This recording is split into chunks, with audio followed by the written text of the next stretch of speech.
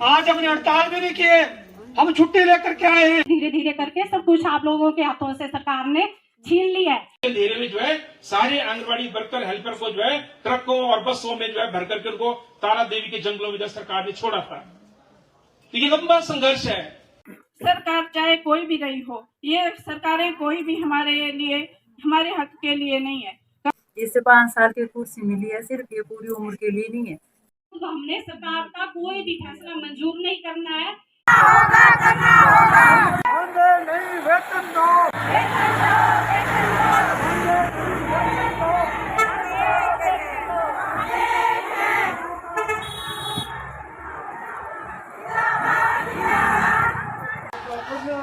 करना होगा।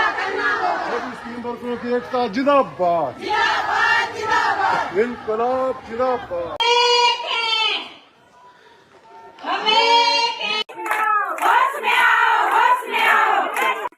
सरकार होश में आओ,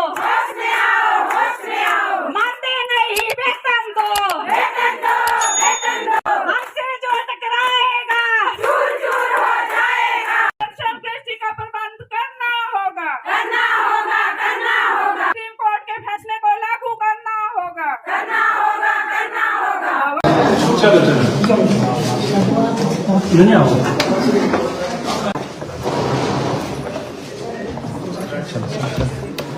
आंगनबाड़ी वर्कर हेल्पर यूनियन हमारी CIT सदन और ये 2 प्रोजेक्टों की कमेटी है, उनका आज प्रोटेस्ट है। ये तो मुख्य मुद्दा है अभी मिनी जो सेंटर्स हैं उनको बंद करने का एक फरमान केंद्र सरकार से है और राज्य सरकार उसको इम्प्लीमेंट करने जा रही है। उसमें बहुत सारे हैं जिनमें फरवरी महीने से तो मानदेय नहीं मिला उनका, और जो कमरा लिया होता उसका किराया भी वहाँ से नहीं आ रहा है। उसके अलावा फिर और भी कई मसले हैं, ग्रेजुटी का सवाल है, पेंशन का है, या सरकारी कर्मचारी का दर्जा देने का है, ये भेजना सर। ठीक है। अच्छा डेट नहीं चाहिए। हाँ, अभी मतलब टेंटेटिव है कुछ। तो ये सवाल मिन्नी का नहीं है, मुझसे पहले हमारे तमाम साथियों ने यहाँ पर बात रखी है। जो भारत सरकार है, जो केंद्र सरकार है, उसकी मंशा है कि पूरे का पूरा जो आंगनबाड़ी है उसको बंद कर दिया जाए। इस आंगनबाड़ी को ICDS को जो है प्राइवेट कंपनियों के हवाले कर दिया जाए। वेदांता जैसी कंपनियां पहले से जो है इस फील्ड में कूद गई हैं, और इसलिए जो लड़ाई है वो न केवल आपके आंगनबाड़ी वर्कर हेल्पर या मिनी जो आंगनबाड़ी केंद्र है वहां के जो वर्कर्स हैं उनके रोजगार को लेकर के नहीं है। ये लड़ाई हिंदुस्तान के उन 14 लाख आंगनबाड़ी केंद्रों में काम करने वाले तमाम जो महिलाएं हैं और उनके जो परिवार हैं उनके भविष्य के साथ जुड़ी हुई है। आप सबको पता है कि इस वक्त हमारे हिंदुस्तान में 14 लाख से ज्यादा आंगनबाड़ी केंद्र हैं, और जो पीछे रजिस्टर्ड हुए हैं, जो कौन सा आपका एक चला वो एप्लीकेशन क्या बोलते हैं उसको, पोषक, 13,96,000 रजिस्टर्ड हुए, 14 लाख से ज्यादा जो आंगनबाड़ी केंद्र हैं। तो अगर केंद्र सरकार का ऐसा हमला आएगा तो ये जो है कितने करोड़ लोगों के भविष्य का ये सवाल है, क्योंकि आंगनबाड़ी वर्कर हेल्पर के साथ उनका पूरा परिवार है। और इसी लड़ाई सिर्फ 1-2 की नहीं है। हमारी जो आंगनबाड़ी वर्कर हेल्पर यूनियन है CIT से संबंधित, वो बार बार इस बात को समझाती आई है शुरू से, और जो नए आंगनबाड़ी में लोग लगे उनको इस संघर्ष का मालूम नहीं है। मैं साफ तौर पर आज ये कहना चाहता हूं। इसलिए बहुत सारे लोग जो है संघर्षों में आते नहीं है। जब थोड़ा सा स्मूथ रहता तो सोचते हैं कि क्या करना है लाल झंडा उठा करके, लेकिन जो शुरुआत में 85 के दौर में, 80s के दौर में आंगनबाड़ी में भर्ती हुए थे, उनको मालूम है कि 150 से ये लड़ाई शुरू की थी इस लाल झंडे के तले, और कैसे आज हम हिमाचल में जो है लड़ते जूझते हुए कई मुकदमे जो है बने, जिसमें हमारे ऊपर मुकदमे बने। यहाँ पर हमने पहिया जाम किया था इसी मुद्दे को लेकर के, तभी हमारे ऊपर मुकदमा बना है। मंडी में पहिया जाम किया था, शिमला में, और किस तरीके से जो है शिमला में सरकार को घेरते हुए एक लंबी हड़ताल चली थी, और रात के अंधेरे में जो है सारे आंगनबाड़ी वर्कर हेल्पर को जो है ट्रकों और बसों में जो है भर करके उनको तारा देवी के जंगलों में सरकार ने छोड़ा था। तो ये लंबा संघर्ष है। उस संघर्ष के बलबूते पर आज आंगनबाड़ी के वर्कर्स 10,000 मानदेय तक पहुंचे हैं। जो हेल्पर है उनको 5200 रुपए मिल रहा है हिमाचल प्रदेश के अंदर। अभी जो मिनी आंगनबाड़ी केंद्र में जो वर्कर्स है उनको जो है 7,000 रुपए मानदेय मिलता है। लेकिन काफी नहीं हमारी जो मांग है।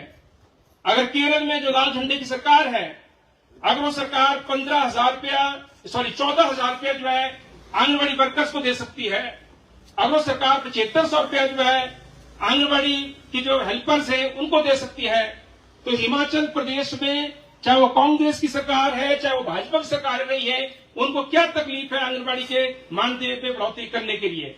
इसलिए इस चीज को समझना है। ये लड़ाई ये कोई ऐसी लड़ाई नहीं है कि किसी को एमएलए बनाना है, किसी को एमपी बनाना है।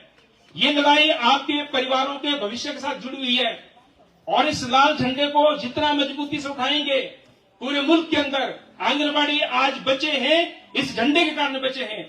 और जब भी थोड़ा सा स्मूथ कुछ हो जाता है तो बहुत सारे मंत्री, विधायक, मुख्यमंत्री और जो पॉलिटिकल पार्टीज, जो सत्ताधारी पॉलिटिकल पार्टीज होती है, वो जो है अपने लोगों के माध्यम से, अपने ठेकेदारों के माध्यम से, उनके परिवारों से भी कुछ महिला आंगनबाड़ी में काम करती हैं, उनको आगे करते हैं और उनके माध्यम से कोई इंडिपेंडेंट यूनियन, कोई और यूनियन, और उसके साथ जो है वो सारे के सारे आंगनबाड़ी वर्कर हेल्पर का जो एकजुट संघर्ष है उसको जो कमजोर करते हैं।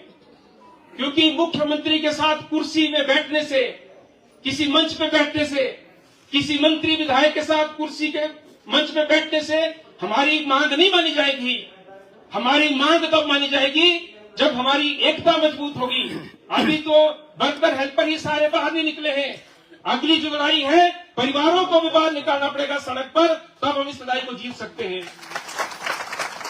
ये कोई आसान काम नहीं है। इस देश के अंदर एक मुहिम चली है, जितनी कल्याणकारी योजनाएं हैं उन सारी कल्याणकारी योजनाओं को एक एक करके खत्म किया जा रहा है। बोलने के लिए तो बोला जा रहा है भारत विश्व गुरु बन रहा है, भारत का जो नेता है नरेंद्र मोदी, दुनिया के अंदर उनकी जय जयकार हो रही है। किस बात की जय जयकार हो रही है मैं बताओ? अगर आप हमारे आंगनबाड़ी वर्कर हेल्पर को उनकी नौकरी से निकालना चाहते हैं, आप इन केंद्रों को बंद करने जा रहे हैं, आपने फरमान जारी कर दिया है और सुप्रीम की सरकार ने 1 मिनट नहीं लगाया। जो मोदी जी की सरकार ऐसा जन विरोधी निर्णय लेती है, सुप्रीम चाहते हैं। ये जो है केंद्र सरकार की योजना है, वो जो नई एजुकेशन पॉलिसी लेकर के आए हैं, जिसके जरिए उन्होंने कहा कि बहुत सारे स्कूलों को बंद किया जाएगा, जहां पर कम संख्या है उनको मर्ज कर दिया जाएगा दूसरे स्कूलों में। हिंदुस्तान में राइट टू एजुकेशन जो है हमारे संविधान में, और ये जो हमारे को शिक्षा का अधिकार है, इसके तहत जो है बहुत सारे ग्रामीण क्षेत्रों में जो स्कूल खुले थे।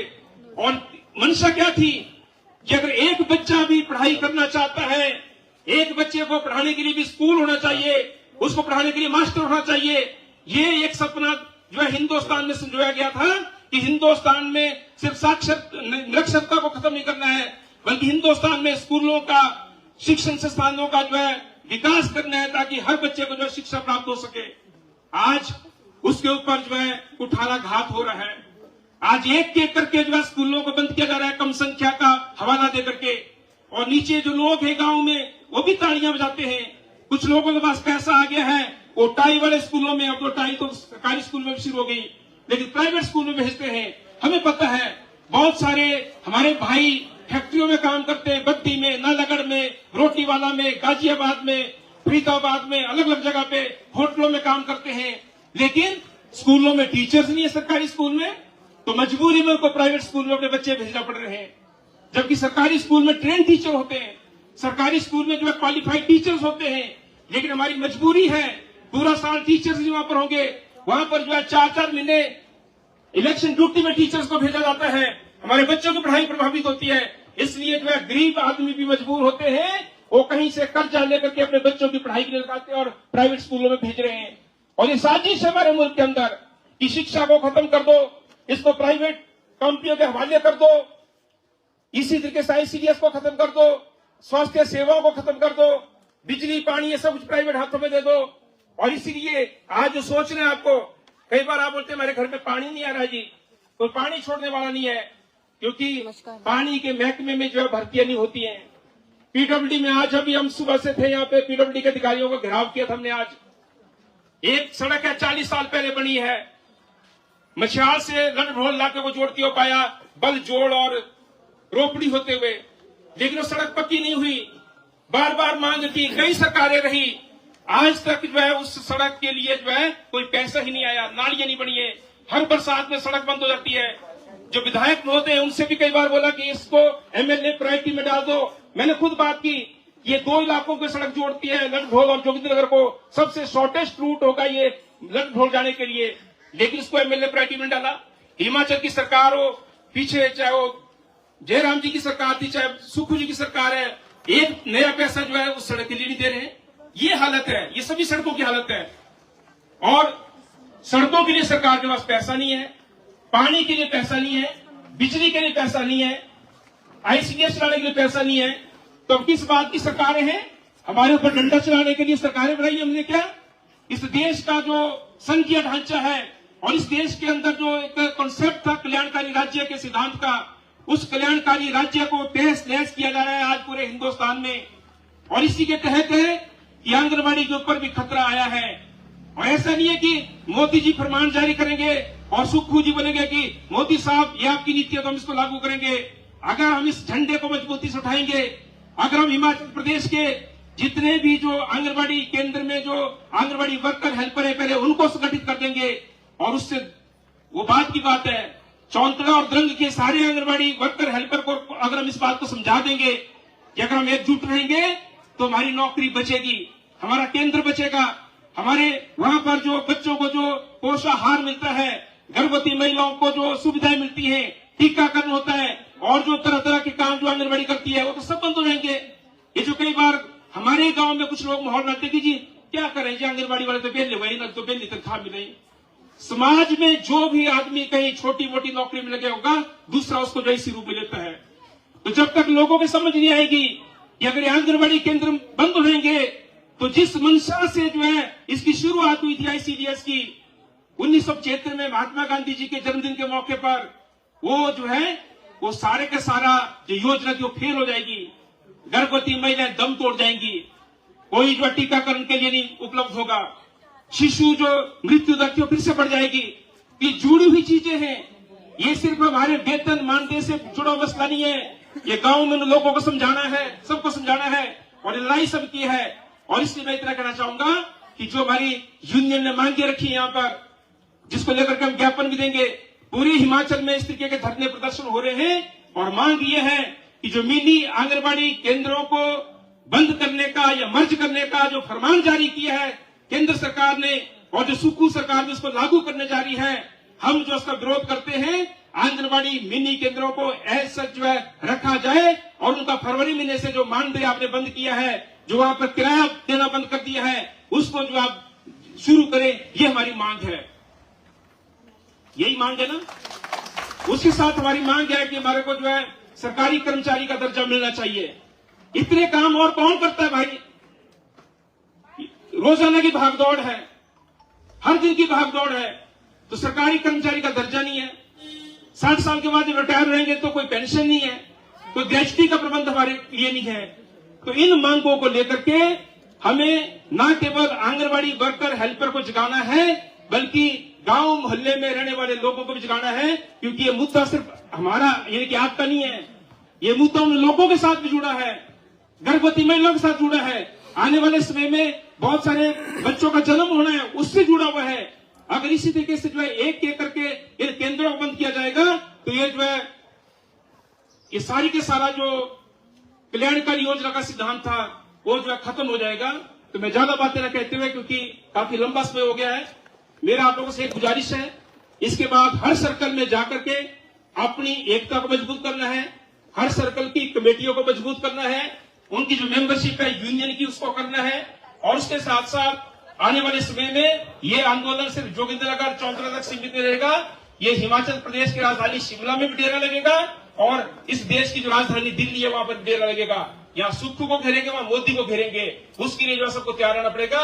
ये किसी और के लिए नहीं आपने करना है, ये अपने लिए, अपने बच्चों के भविष्य के लिए, अपने परिवार की रोजी रोटी के लिए और साथ में गांव पड़ोस के अंदर जो महिलाएं और जो बच्चे हैं उनके जो पोषण और उसके जो दूसरे टीकाकरण के जो सारे काम जुड़े हैं उसकी ये जो है ये लड़ाई आपको लड़नी है। अगर आप एकजुट होकर के आगे आएंगे तब और लोगों को भी जिसमें शामिल किया जा सकता है। धन्यवाद। श्री कुशाल भारद्वाज जी, राजेश जी, गोपी जी और मंडी से सुदर्शना जी और यहाँ पे उपस्थित आंगनवाड़ी कार्यकर्ताएं तथा सहायिकाएं, आप सबको मेरा नमस्कार और यहाँ आने के लिए सबका हार्दिक स्वागत है। और जिस हिसाब से आप लोग आए हुए हैं, अपनी सहेलियों को भी साथ में लाना है, एक दूसरे को खींच के लाना है। संगठन का क्या मतलब है? संगठन मतलब जितना हमारा मजबूत होगा, जितना हम, वो बात आ गई, राजेश जी ने बोला कि दिमाग नहीं सिर गिने जाते हैं। तो यहाँ पे पता चलना चाहिए कि इतने लोग, आज कईयों के फोन आए कि हमारे घर में श्राद्ध है, कई बोलते हैं हम बीमार हैं। मजबूरी किसी इंसान को नहीं है, घर में हर एक बंदे को काम है, कोई ना कोई काम है, लेकिन हमें अपने कामों को छोड़ के अपने यहाँ आना है, अपना रोजगार बचाना है।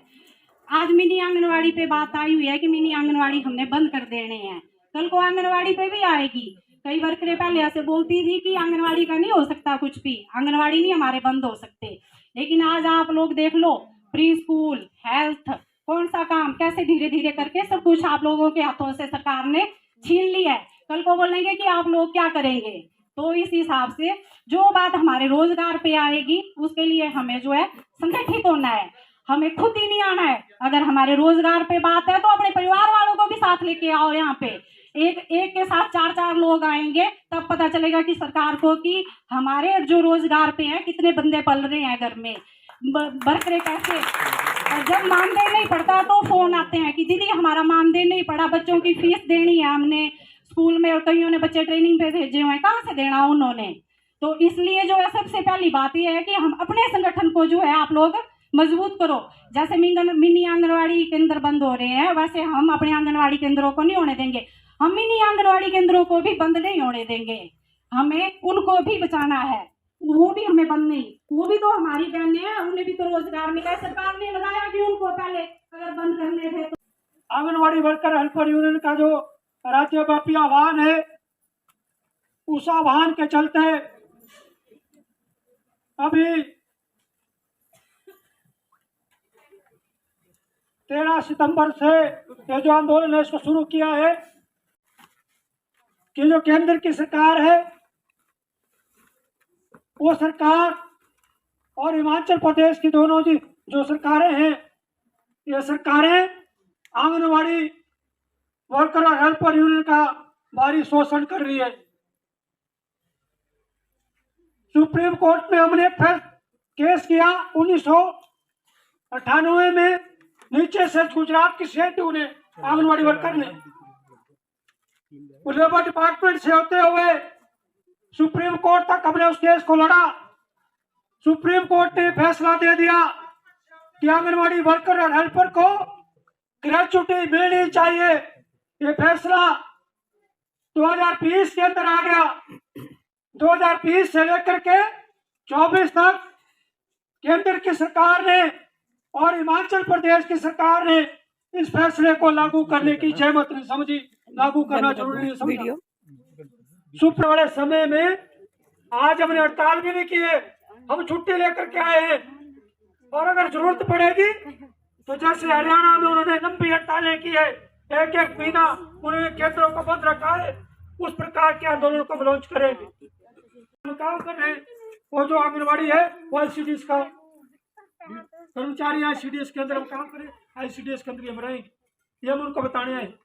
हम उनको बताने आए हैं कि आंगनवाड़ी वर्कर और हेल्पर को मात्र 20 छुट्टियां आप देंगे साल के अंदर, उनके घर में जो भी खुशी होगी, कहीं कमी हो जाएगी तो 20 छुट्टियों का तो पता नहीं चलता है। वो छुट्टियां हैं जैसे सरकारी कर्मचारी को छुट्टियां जाती है, लीव सिक लीव, वो छुट्टियां हमारे को भी दी जानी चाहिए। आदरणीय अध्यक्ष मंडल कुशाल भारद्वाज जी, राजेश जी, गोपी जी और मेरे सहयोगी सभी आंगनवाड़ी वर्कर हेल्पर, आप लोगों का यहाँ पर हार्दिक स्वागत है और अभिनंदन है। आज जो हमारा धरना है वो केंद्र सरकार और राज्य सरकार के खिलाफ है। साथियों, सरकार चाहे कोई भी रही हो, ये सरकारें कोई भी हमारे लिए, हमारे हक के लिए नहीं है। कभी सरकार आंगनवाड़ी खोलने का निर्णय लेती है, सबसे पहले जो है इन्होंने 300 पर आंगनवाड़ी के अंदर खोले, उसके बाद जो है मिनी आंगनवाड़ी है, उनको कहा जब 150 की पॉपुलेशन होगी तो मिनी आंगनवाड़ी खोले जाएंगे। आज जो है, आज सरकार का रवैया जो है वो बोलते हैं कि भाई जो मिनी आंगनवाड़ी है उनको तो मर्जी किया जाएगा, क्योंकि उनको ना 8 महीने से वेतन आ रहा है, ना उनको हाउस रेंट आ रहा है, और जो आंगनवाड़ी वर्कर है तो वो पोषण ट्रैकर को लेके सभी परेशान है, क्योंकि इसका मतलब ये है जब वो पोषण ट्रैकर पर जो हमें फ़ोन दिए गए हैं वो तो हमारे 3G दिए और काम जो होता है तो वो 5G पर ही होता है और 4G पर ही बड़ी मुश्किल से हो रहा है। तो आंगनबाड़ी वर्करों ने और जो मोबाइल लिए हैं वो है जो क्या बोलते हैं अपने अपने फ़ोन पर काम कर रही है। जो सरकार के फ़ोन है वो बंद पड़े हैं और जबकि मानदेय की बारी आती है या उनके ऑनरेरियम की बारी आती है तो कहते हैं जी आपकी फ़ोटो अपलोड करें। साथियों, फ़ोटो अपलोड तो तब होगी जब हमारे मोबाइल फ़ोन ठीक होंगे। जब हमारे को सरकार ने फ़ोन ही उसी प्रकार के दिए हैं तो क्या करेंगे। कई वर्करें तो इतनी गरीब है कि वो अपना फ़ोन भी नहीं ले सकती है तो उनका फ़ोटो कैसे अपलोड होगा। आप बताओ साथियों, आंगनबाड़ी वर्कर और हेल्पर है क्योंकि ना तो फ़ोन ढंग के हैं, अगर काम नहीं हो रहा है तब भी कहते हैं जी आपका मानदेय काट दिया जाएगा। तो इस स्थिति में जो है कुपोषित तो सबसे पहले आंगनबाड़ी वर्करें हैं जो अपने काम को सही ढंग से नहीं कर पा रही है। और जब काम की बारी आती है तो बीएलओ का काम भी हम करते हैं, बड़ी खुशी से करते हैं, हमें कोई बर्डन नहीं होता है। पर लेकिन जब हमारे मानदेय की बारी आती है तो कोई भी सरकार हमारे हक के लिए नहीं है। हाँ, एक इलेक्शन आएंगे तो साथियों हम आपका काम करेंगे, हम आपका काम करेंगे। कांग्रेस सरकार भी यही कहती है, बीजेपी सरकार भी यही कहती है। तो साथियों, ये सरकार हमारे हक के लिए नहीं है। इसके लिए जो हमने ये धरना प्रदर्शन शुरू किया है ये जो है 1 सितंबर से 22 अक्टूबर तक चलेगा क्योंकि अलग अलग प्रोजेक्टों में पूरे हिमाचल में चल रहा है और अलग अलग तारीखों तक ये सब अपने अपने प्रोजेक्ट पे चलेगा।